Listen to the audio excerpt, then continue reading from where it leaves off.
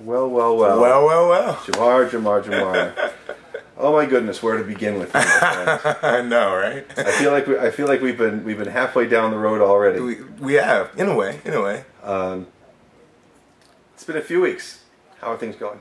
Amazing. Do I need to repeat the question and the answer? Nope. Okay, cool. Nope. This has been the ride of a lifetime. It really has.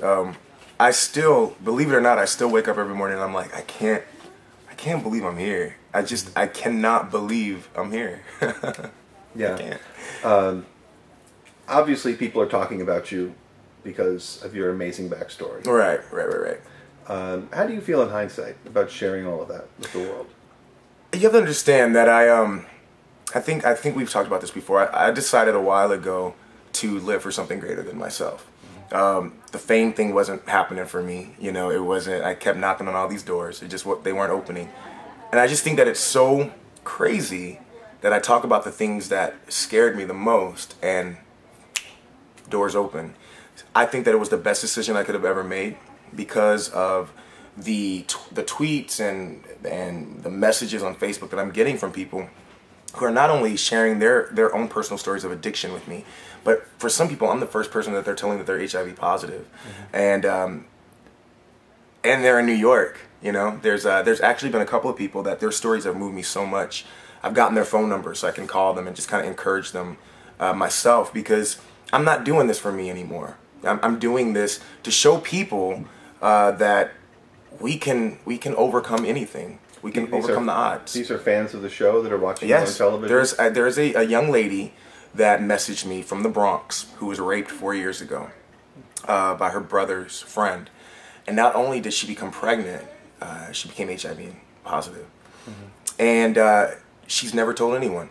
And she was just sharing with me how every night she cries and the burden that she carries, and to actually see another young person on television that's going through the same thing that she was going through and made her feel she wasn't alone.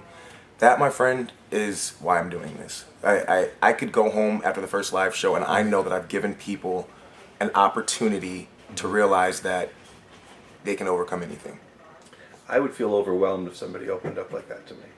Well, I really feel like that's my calling. I feel like I have a natural gift to. I'm a natural encourager. That's my thing. It keeps me sane, first of all, and it keeps me humble. It really does, because I want to be relatable. I don't want to be a celebrity like your token celebrity. I want to be very touchable.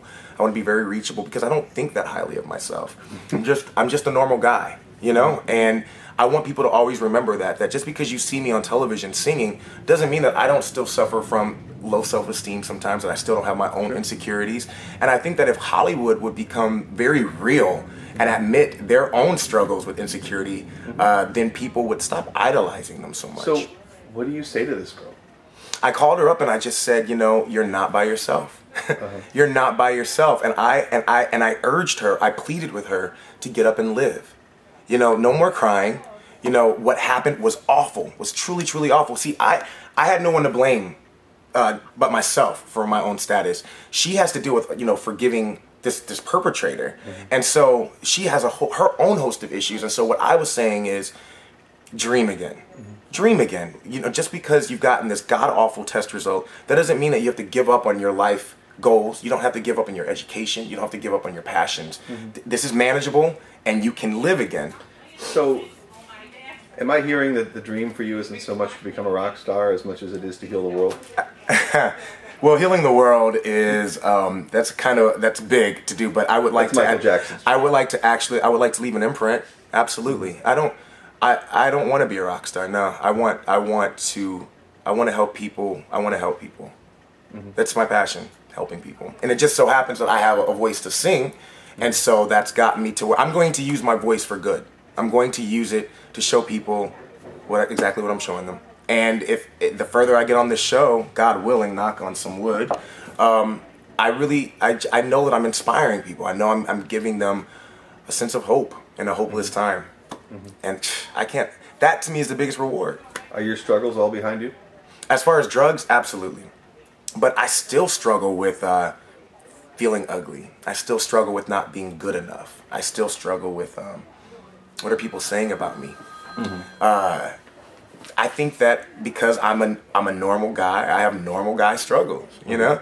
Just because I'm not struggling with drugs anymore doesn't mean I don't still wake up every day and I have to talk myself out of bad moods. I have to remind myself that I was created for more. And there's nothing more remarkable about me than the next person. We are all created for more. And when you know your purpose, then you can attack that purpose with passion. And that's all I'm doing. I just have a vigor about my passion, my purpose. Sure. How are you going to prepare yourself to sing for 15 million people on Monday night? I'm already prepared. I'm not looking at it as singing for 15 million people for Monday night. Thank you for reminding me of that. I'm looking at it, you know, I've performed at a lot of smaller venues in New York, and I'm just looking at it as another stage I get to sing on. Thank God the 15 million people aren't in the room there. That makes it a lot easier. But it's, you know, you have the lights and you have the, you know, all the craziness that's around you. This is the biggest stage I've ever gotten to sing on, and I'm just looking at it as another gig, the best gig of my life. And if I approach it that way, then I should be just fine. I'm not thinking about going home. I'm not thinking about votes. I'm not thinking about even the competition. I'm my own competition. I have to get past my own head and my own insecurities. That's it, man. And I'm having the time of my life doing it. Do all the gigs always go well? Have you ever had just a terrible gig that blew up in your face?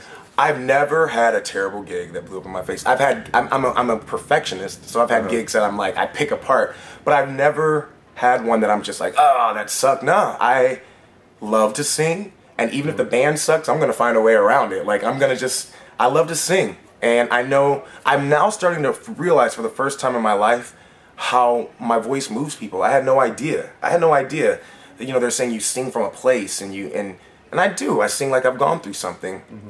But for many years, that was therapy for me. You know, I would hold myself up in the bathroom and just sing to release all this emotion that I had, and the fact that people appreciate that, it's almost like sharing your journal with the world and them saying, "Oh God, that's so profound." I'm like, really? Yeah. Really? Okay. There must be something else besides the dark times that you'd like people to know about you, though. Oh, absolutely. I am a lot of fun. What you see is what you get. You know, even when people meet me, they're like, "Oh, you're so down to earth." Well, why wouldn't I be? You know, I still live in the Bronx. I still have mice. I still struggle with my rent. You know, so like, why wouldn't I just be an everyday guy? And I think that no matter what happens after this show, that's the core. That's my core.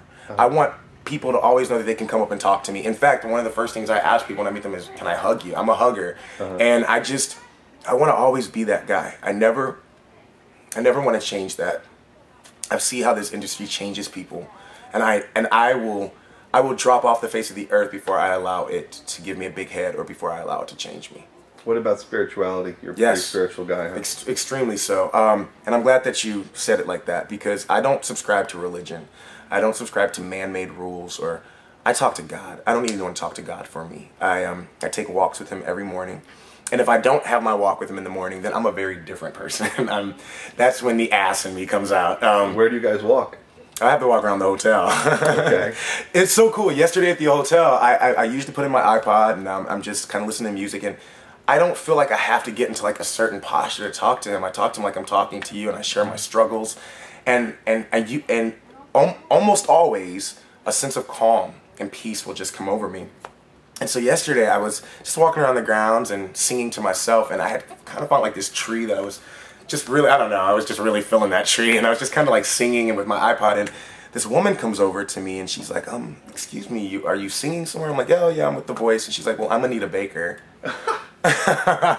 And she's like, you got it. She goes, whatever you're doing right here, keep doing that. And people are getting it.